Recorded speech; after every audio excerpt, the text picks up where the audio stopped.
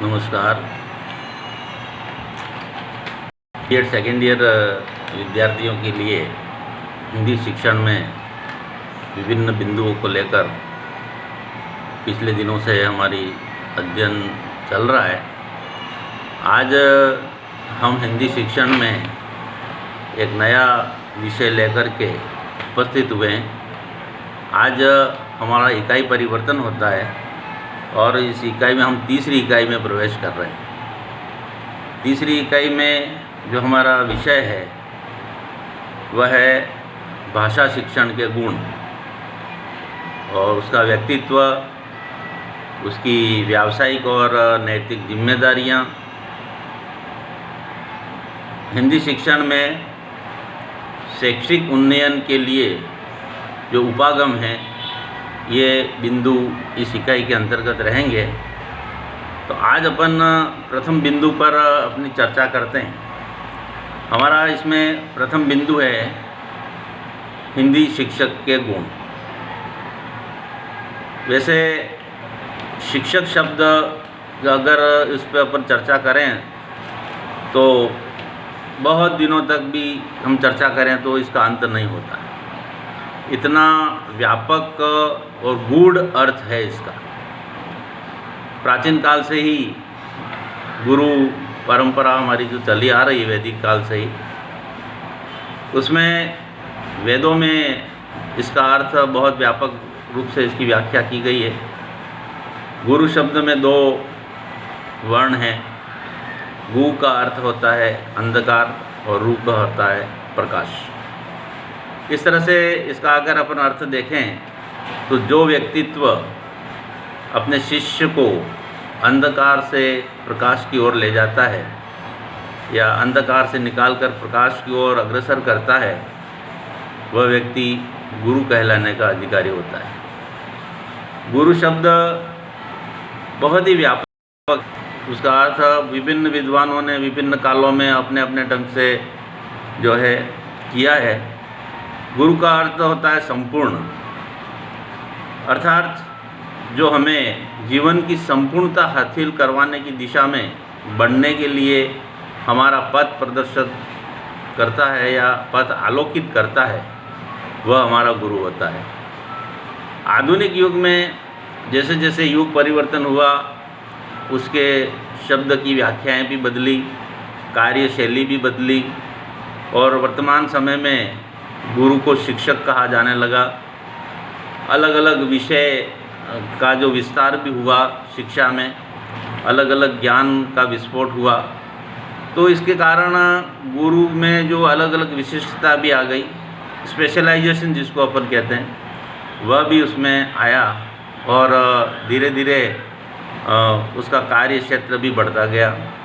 प्राचीन काल के गुरु में और वर्तमान काल के गुरु में बहुत अंतर आया। प्राचीन काल का गुरु, उसका क्षेत्र बहुत सीमित थे और आज के जो शिक्षक जिसको हम कहते हैं, उसका कार्य क्षेत्र बहुत विस्तृत हो गया। तो इस तरह से प्राचीन काल से उसकी व्याख्या चली आ रही है। जैसे वेदों में भी कहा गया है, गुरु ब्रह्मा गुरु विष्णु गुरु देवो महेश्वर गुरु साक्षात परब्रह्म तस्मै श्री गुरुवे नमः। तो गुरु को ब्रह्म के समान माना है। कबीर ने भी कहा है, गुरु के लिए बहुत सारे विद्वानों ने कहा, कबीर ने कहा है कि गुरु गोविंद दो खड़े काके लागू पाए, बलिहारी गुरु आपने गोविंद दियो बताए। गोविंद तक पहुंचने के लिए मार्ग बताने वाला गुरु ही है। तो गुरु की महिमा अपरंपार है। हम इसका जितना भी व्याख्या करें उतनी कम है। तो अपन अब अपनी मूल बात पे आते हैं। वर्तमान का जो शिक्षक है, उस शिक्षक शब्द की अगर अपन व्याख्या करें तो उसमें तीन वर्ण हैं।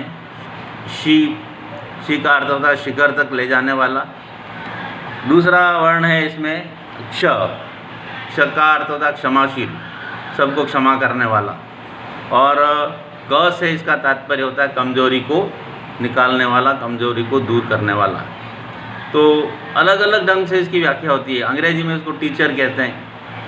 टीचर शब्दों के जो प्रत्येक वर्ण की जो अगर व्याख्या हम करें तो पहला है टी यानी टेक्टफुल भी हो सकता है और टैलेंट भी हो सकता है। दूसरा है ई से यहाँ एक्सीलेंट से तात्पर्य है, ए से एडोरेबल, सी से चार्मिंग, एच से हेल्पफुल, ई से इंक्वायरिंग यानी इंक्वायरी करता रहने वाला, और आर जो अंतिम वर्ण है इसका रेस्पॉन्सिबल, अपने कार्य में रिस्पॉन्सिबल होता है। तो इस तरह से हम बहुत अधिक गहराई में इसमें नहीं जाएंगे। वैसे हमारी बात आज का जो हमारा अध्ययन बिंदु है वह है हिंदी शिक्षक के गुण।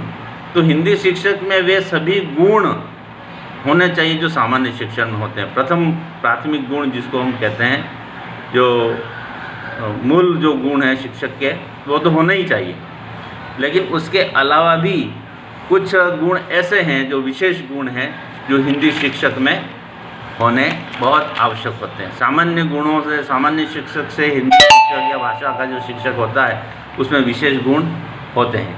हिंदी शिक्षक भाषा और साहित्य का अध्ययन करवाता है। विद्यालय में भाषा और साहित्य का सरोकार या उसका जो संबंध है वो समाज और संस्कृति से होता है। संस्कृति का प्रवाह चला आ रहा है पुराने काल से, प्राचीन समय से समाज के अंदर, तो उसका जो प्रवाह है उसको गति देने का काम भाषा शिक्षक का ही होता है। भाषा के माध्यम से ही संस्कृति का प्रवाह चलता है। मानव की अभिव्यक्ति और संप्रेषण का जो माध्यम होता है, विचारों का संप्रेषण एक दूसरे के प्रति, वो भाषा से ही होता है। अतः भाषा के शिक्षक के गुणों में बहुत ही अधिक विशिष्टता होनी चाहिए, उसके गुण अलग से ही होने चाहिए। तो हम थोड़े संक्षिप्त में इसके गुणों पर प्रकाश डालते हैं। पहला इसका गुण होता है भाषा शिक्षक का, या हिंदी भाषा जिसके ऊपर चर्चा कर रहे हैं, उसमें अपने भाषा का संपूर्ण ज्ञान होना चाहिए। जिस भाषा का वो अध्ययन करवाता है उसका A to Z, प्रारंभ से लेकर अद्यतन आज तक जो कुछ भी उसमें परिवर्तन हुए हैं, जो कुछ भी प्रवाह चला रहा है, उस प्रवाह का पूरा ज्ञान उसको होना चाहिए। उसके उद्भव, विकास, उसके विविध रूप, ध्वनि, वर्ण, शब्द रचना, वाक्य रचना, संपूर्ण व्याकरण, उसका भाषा तत्व जिसको अपन कहते हैं, उसकी लिपि आदि का संपूर्ण ज्ञान उसको होना चाहिए, वो जिस भाषा का अध्यापक है। प्रथम आवश्यकता। इसका विशेष गुण है हिंदी साहित्य का संपूर्ण ज्ञान उसको होना चाहिए। जिस साहित्य को पढ़ रहा है उसका उत्पत्ति से लगाकर विभिन्न जो काल हैं उसके, प्राचीन काल से लगाकर आज तक आधुनिक काल तक जितने भी काल हैं उन सब कालों का संपूर्ण ज्ञान, उसकी प्रवृत्तियाँ, उसके रचनाकार, उसकी रचनाएं आदि, उसका गहन अध्ययन उसके लिए बहुत आवश्यक होता है। क्योंकि उसका काम पढ़ाते समय कभी भी पढ़ सकता है। उदाहरण देने के लिए, उदाहरण देने के लिए, या सप्रसंग में प्रसंगवश बच्चे का ज्ञान और ज़्यादा अभिवृद्धि करने के लिए समय समय पर इसकी आवश्यकता होती है। और अगर उसको ज्ञान नहीं होगा तो वह अपने उस क्षेत्र में सफल नहीं हो पाएगा। दूसरा है उसकी साहित्य में उसकी अभिरुचि होनी चाहिए। जो भी साहित्य है उसमें वो अध्ययनशील होना चाहिए, पढ़ते रहना चाहिए। विभिन्न लेखकों, विभिन्न रचनाकारों की रचनाएं वो समय समय पर पढ़े। अध्ययनशीलता उसमें बहुत अधिक होनी चाहिए। विभिन्न जो आयोजन होते हैं उसमें वो बढ़ चढ़ करके भाग ले। विद्यालय के अंदर हर तरह के आयोजन होते हैं, साहित्यिक, सांस्कृतिक, उसमें उसकी रुचि होनी चाहिए अपने विषय के प्रति।